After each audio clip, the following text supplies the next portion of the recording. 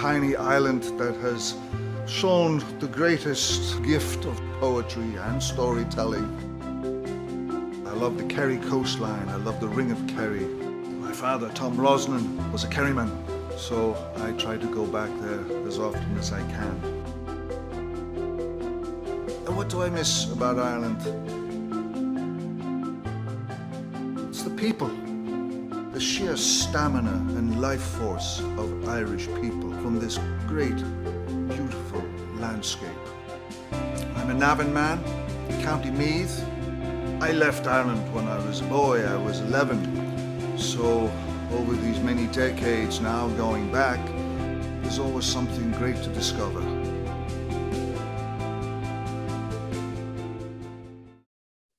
Hello and good afternoon. My name is Juergen Steinmetz, joining you from Livestream.travel and eTurboNews in beautiful Honolulu, Hawaii. Beautiful sunny day here, and we always talk about the weather, so I don't want to forget to ask Dr. Peter Tarlow, my co-host in College Station. Fort Worth, I almost said, in College Station, Texas. How's the weather in College Station? Last week I didn't want to ask you, but now I think I can ask you. Yeah, no, it's safe.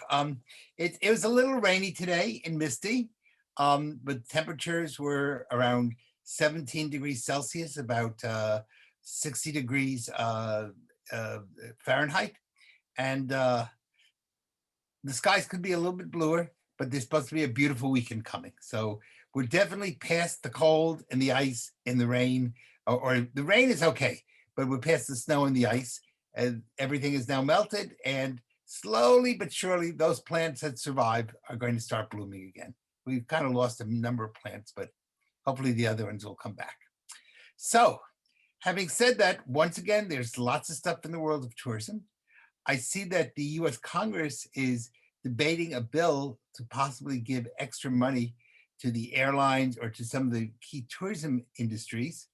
And of course, that's really needed terribly in the tourism world. I think of all industries, it's probably suffered more than any other industry. And I understand the UNWTO is creating a new form that will say which countries should be kept on a no-go list and which countries have now brought their sanitation up to a level that is acceptable for people to visit.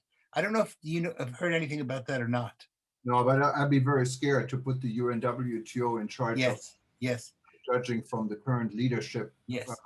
I don't a think number of South American police officers, South American police departments have mentioned this to me. And I mentioned that the same thing, that I would be scared. I wondered what might be going on under the table.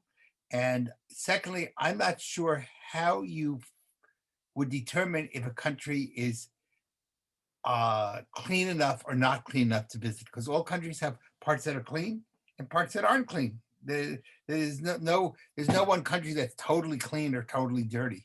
So I wonder how they're planning on. I'd be interesting if we could find some information what they're proposing or not proposing.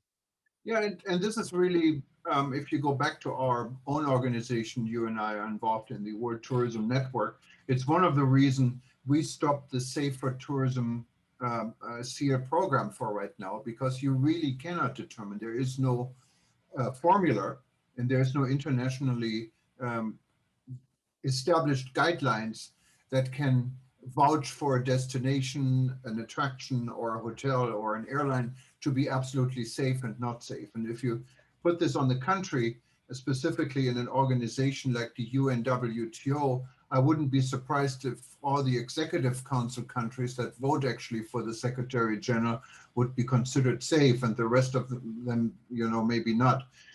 So there's a lot of room, in my opinion, for fraud, and we shouldn't trust an organization, not even the UNWTO or the World Health Organization, in becoming a judge and a jury at the same time for this.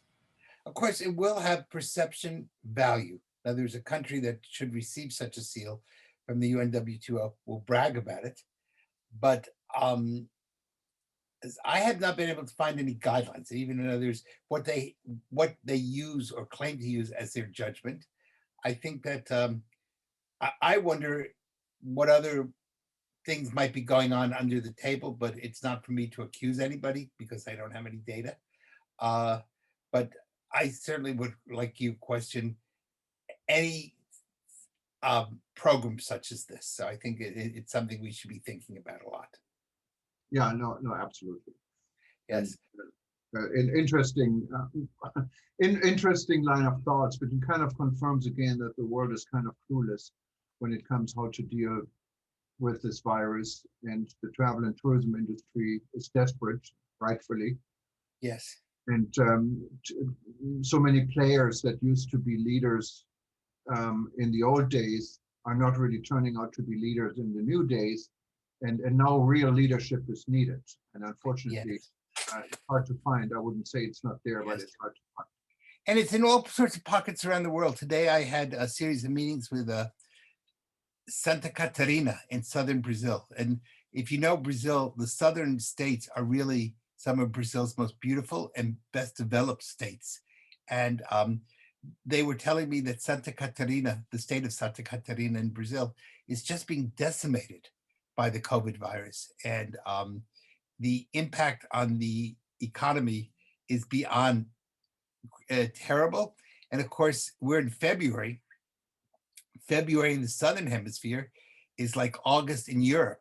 It's the #1 travel month. So if people are not coming, many of the beach resorts along the Brazilian coast from the southern part of that coast are dependent on Uruguayans and Argentinians and Chileans. And if they're not showing up, that's a really major economic level. It would be like no one showing up in Spain in August or in Portugal in August. It would be a devastating blow. Yeah, So they're having a lot of trouble. absolutely. And we really, I mean, now you get these stories that cruise lines are booking up for the end of the year and beginning of next year. It's hope, and it's hope. It's good to have hope. Yes.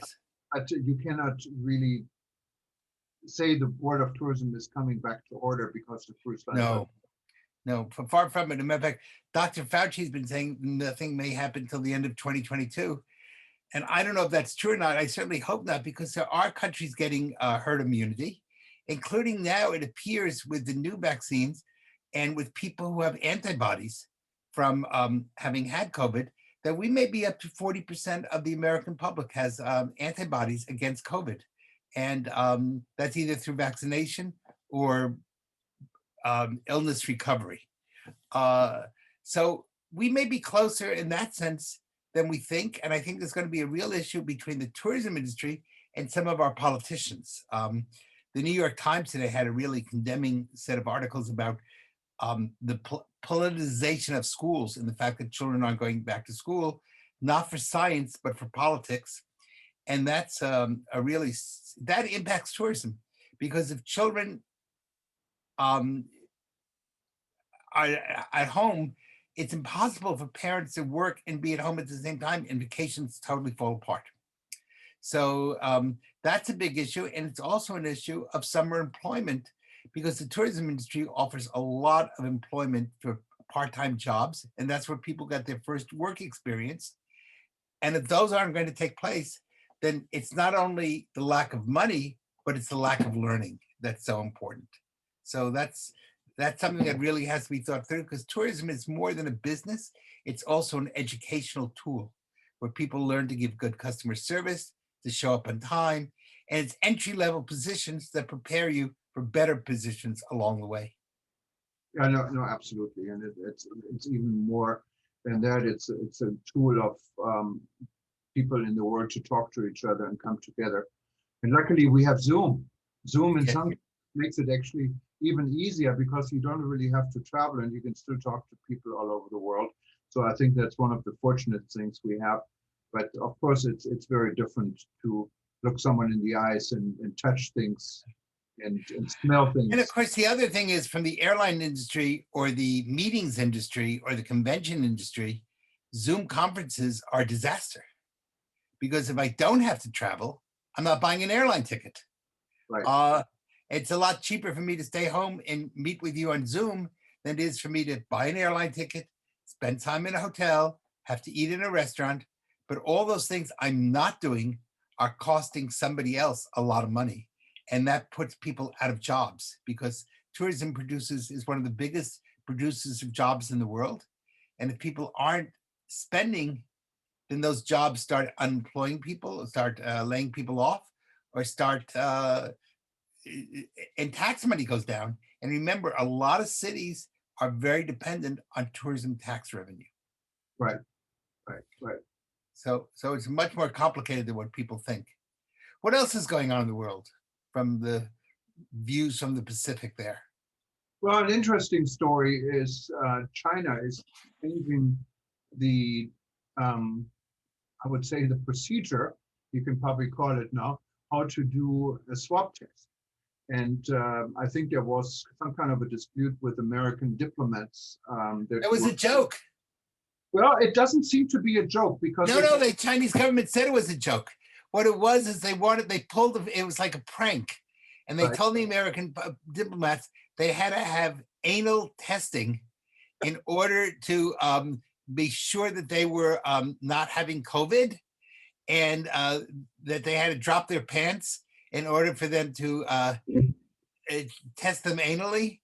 And then today the Chinese admitted the whole thing was just a setup to see if the diplomats would be stupid enough to do it. And they didn't think about, wait a second, this makes no sense. But the whole thing was just a giant prank. And the Chinese found it to be hysterically funny. And to be quite honest, it was funny because they had a good sense of humor. So I give the Chinese credit for having a good sense of humor. Well, let's hope it's a chance of humor because there are several articles that appeared in Newsweek and several other large publications in the US. And there's links to studies actually that say the rectal test for COVID is by far more effective. And I'm trying to see this actually, who did this study. Yeah. Today, the Chinese said it was a joke, but it would be interesting to see. I mean, could you see at an airport asking everybody to have a rectal test before they got on a plane? I don't think you have to go too far. Maybe you should check with the University of North Texas in Denton, Texas. Yes. This was one of the sources for this. And let me just look at another source was PubMed. It's a government website. And let me just see who's behind this website here. Regardless, if you go to our article on this today for eTurboNews.com, you can actually find a link. There is a government website. It ends with GOV, so it's an official. Why don't you look and see if at some point now there's the Chinese saying the whole thing was a giant put on and that people just fell for it? Well, I think maybe the giant joke was to force diplomats, but well, it could be. But I cannot imagine that people are going to go to get rectal exams for COVID. I think that would probably start a revolution. And no, could you imagine you cannot get on a plane without a rectal exam? no, well, what can I say? We not only do you have to go through everything with security, you have to post 9/11, and you have to take your shoes off and take your watch off. But now, and people joke when they're going through security, they say, well, the next thing you're going to have me do is take my pants off. And now we're going to say, yep, that's what we're going to do. Everybody's got to drop their pants before they get on a plane. I think that would be the end of tourism, at least travel. Peter, but you and I, we still remember the times you can bring relatives and friends right to the aircraft. Basically. Yes. Look how things have changed even before. Yes. Not for the better, but they've changed for necessity, but not. And now people, I mean, would you ever imagine just a little bit more than a year ago that you couldn't go out on the streets when you want, that you couldn't sit in restaurants the way you want? Yeah. And the world really has changed in a short time. And coming back to this, because it's an interesting subject, and I think we should investigate this a little bit more, the National Library of Medicine, what is a government-supported website, has the same finding about the test. And this is a study they recently concluded, and it's published here. So I'm not sure how much of a joke this is, but well, it'd be interesting to see. I would like to ask our listeners how many of them would travel on a bus, train, or airplane if you had to have a rectal exam before you could get on? Well, maybe that's the purpose. They don't want you to travel. But anyway, this good study is from November of 2020. It's not too old. And, Yes. and who knows, there might be something behind it. I can imagine that maybe the Chinese would say, okay, this was just a joke, but thanks for doing it. We don't know. Yeah, it would be interesting to see. But I certainly hope this would not become a standard, because I think this would be really a death. I just cannot believe, that's going to happen, or they're going to say that you have to have women have to have a breast exam before they can get on. I think we're going to be really close to sexual harassment and all these things. And it should be very interesting. I think people are putting up with a lot with travel. This might be the, The tipping point. yeah, this might be the point where we break the camel's back. So we'll find out. But we'll learn about that. I would think a lot of countries are pretty conservative in how they care for their bodies and might not be very happy with this.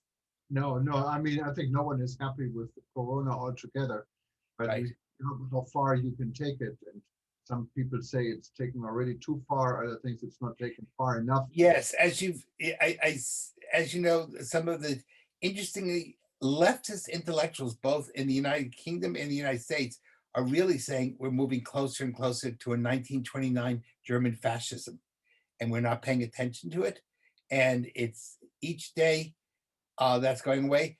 Interestingly enough, some of our top intellectuals have pointed out there's nothing in the Constitution that gives the government the right to suspend something because of a national health crisis. And so the need to balance liberty with the need to balance health is a really important issue that we need to talk about. As a nation, we need to have a national and an international conversation on how do we maintain those two balances. And there's no easy answer. Yeah, no, and there isn't. And we can only hope that the vaccine is kicking in one way or the other. Now we're down to 60% efficiency rate for the new Johnson & Johnson medicine. Right, but it's only one shot, and that's really valuable, because I think a lot of people don't necessarily go and get their second vaccine. So at least they're having one shot is already helping to create herd immunity. So I had the Moderna, but I'm really happy that they also have the Johnson & Johnson one out. I think it's going to really help move it along through much of the population. And I would rather have 60% than 0%. Yeah, no, yeah, you're absolutely right. And we take whatever we can take, I guess. Right. Yes. It's more alarming to me today when you read reports about the vaccine no more being fully effective in areas like New York or South Africa because of new strains. So this is something I think we should really watch. But the good news is Moderna today said that they're coming up with a booster shot that will be able to deal with all the new strains. So it means people will have to go back to get a third shot, but they hope to have that developed within the month. So hopefully that's true. And that booster shot would be really excellent. Now, what we don't know and what's still scary is how long now I'm vaccinated, and today was actually my liberation day. It means that it's 21 days after the second shot, when all my antibodies should be just good to go, etc. But having said that, we don't know, am I now 96% immune from the virus for 6 months, 8 months, a year, 2 years, 3 months? No one knows. So that's the next thing we really need to know is what is the length of immunity that you have? Not only the level of immunity, but the length. And that's going to mean a lot, because we'll be able to say, okay, every 6 months you have to have a backup shot, or every year. That means we need to produce a lot of vaccine. And Peter, congratulations for getting to this stage. You're one of the few, one of the proud, I guess. Yes. Yes. I think I told you I got my card, I right? felt like I was getting a third PhD.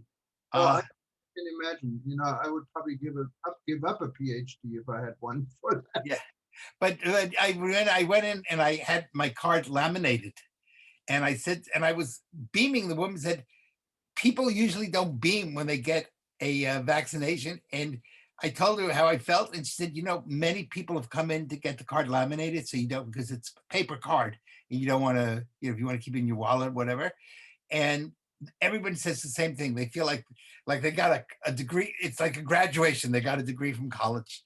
So yeah, it was like a whole new lease on life. No, no, it was. I'm just curious. We talked about it before, and we had actually a session on how you felt when you went through these two shots. And but maybe you can summarize for those that didn't hear our first session. How do you feel now? Do you have anything what reminds you? No, I'm so the first shot I really didn't feel much afterwards at all.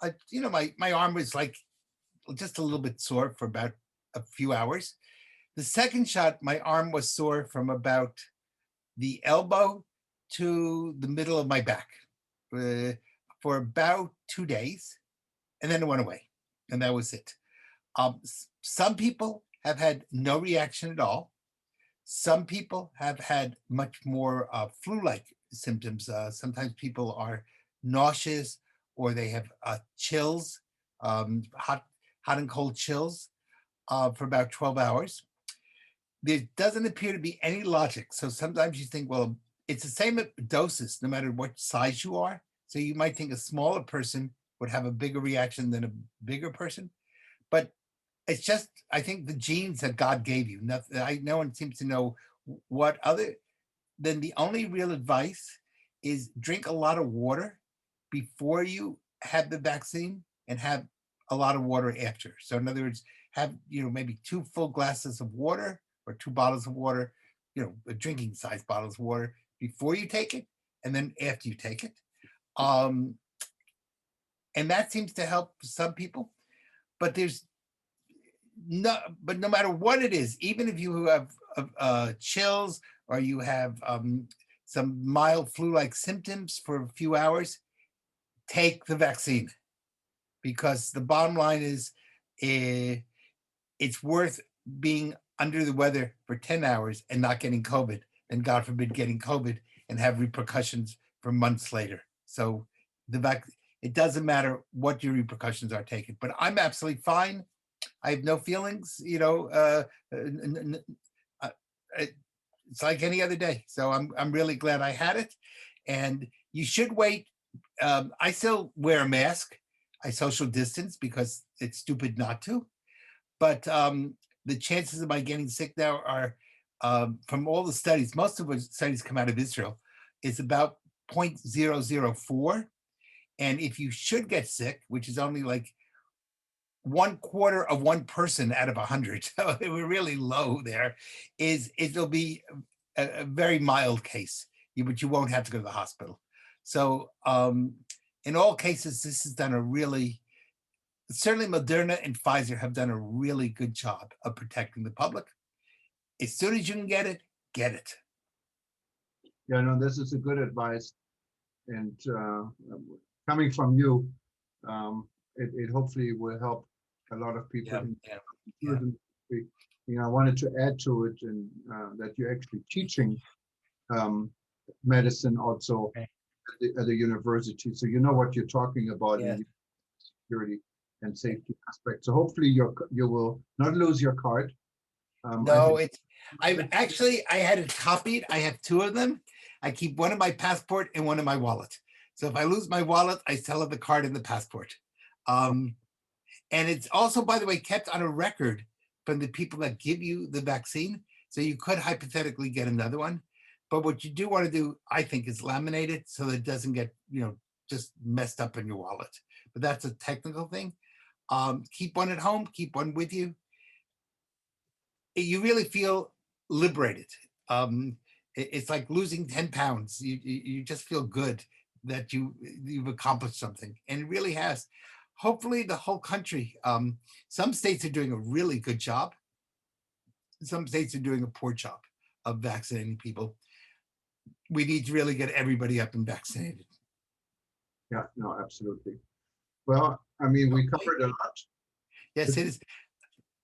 Tonight is Purim, and so if you're eating hamantaschen, which is in Hebrew it's called oznei Haman, and in English it's called hamantaschen, which means Haman's pockets. Taschen might be a German word also. I don't know. How do you say Haman's pockets in German? I don't even know what Haman's pockets. Haman is a man's name. Oh, okay. Haman's pockets? I don't know. So in American English, we call it hamantaschen, which I think comes from German, but maybe I'm wrong. Yeah. So it means Haman's pockets, and it's a 3-corner pastry filled with all sorts of fruits or other things. So if you're having some hamantaschen tonight, enjoy it and have a happy holiday.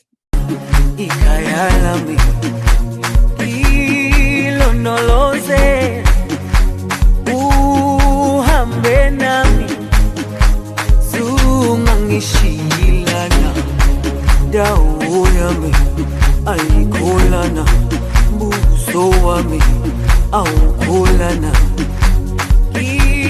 ilondoloze zuhambe nami dawo yami ayikholana buso wami awukholana ilondoloze zuhambe nami ilondoloze ilondoloze ilondoloze zungangishilana. And you told me I should get drunk. Yes, it's a tradition. Don't drink and drive. Do not drink and drive. Drink responsibly, but you should be so happy that you don't know the difference between the evil Haman and the saintly Mordecai. And the Hebrew word for carnival is ad lo yada, which means you should be so happy because of spirits that you don't know the difference. And that may be the tradition. We don't know for sure, but it may be the tradition out of which Mardi Gras carnival in Brazil and the European carnivals eventually come out of. So these carnivals are at least 2,000 years old. Well, that is great. So if you don't see me at our events tomorrow, I'm about to announce, then Peter will come in here for me. But we're still planning for tomorrow. Two Okay. very exciting events. One is about brand customer loyalty. And this will start tomorrow, but it's Friday. I know some of you may hear us, and it means today. It's on the Friday, the 27th of February, and it would start at 6 p.m. London time or 1 p.m. New York time. And right after this, an hour and a half later, we'll be talking about pure air control services, a discussion with an expert on how hotel rooms could be converted into safe havens when it comes to what air to breathe in. So these are two interesting sessions tomorrow we have. If you wanted to And don't forget to talk about March 5th and our anniversary. yeah, and if you wanted to join tomorrow or on March 5th, and I get to March 5th in a second here, but if you wanted to join tomorrow, just go to worldtourismevents.com, worldtourismevents.com, and you find these events right on top of it, and you can register. And there are 4 other events they're listed. You can also already register on Saturday. We'll be talking about wedding and honeymoon tourism. On Sunday, we'll be going to Africa, and we're going to meet and greet new members for the African Tourism Board. And then our most exciting events, I think, are on the 5th of March, on I believe that is a Friday.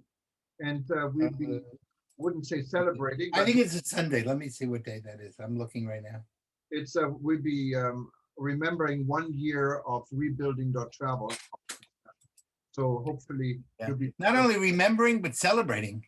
Yes, it's a Friday. how much we can say we're going to celebrate 1 year of COVID. So Yes. It's a happy birthday. it's a birthday. How happy it is, we don't know, but Well, it's a rebirth. We're not going to call it because that started the slow rebirth of tourism and a chance for us to confront an enemy and figure out how, as an industry, we're going to survive. So I do think it's a rebirth. We should always take, especially in Purim, when you're drinking and having Habantaschen, you should always take a negative and make it into a positive. No, absolutely. So hope everyone will attend. You can be in the live audience, go to worldtourismevents.com. And if you don't have time to join us live for any of the event, you always see them on eTurboNews playing for the next few days. And you will see it in archive later at livestream.travel. Well, Peter. All right. Enjoy. Remember, have a good time tonight. Thank you. Now, hopefully, I see you tomorrow at 1 All right. Bye-bye. Take care. Good night. Good night. Bye-bye.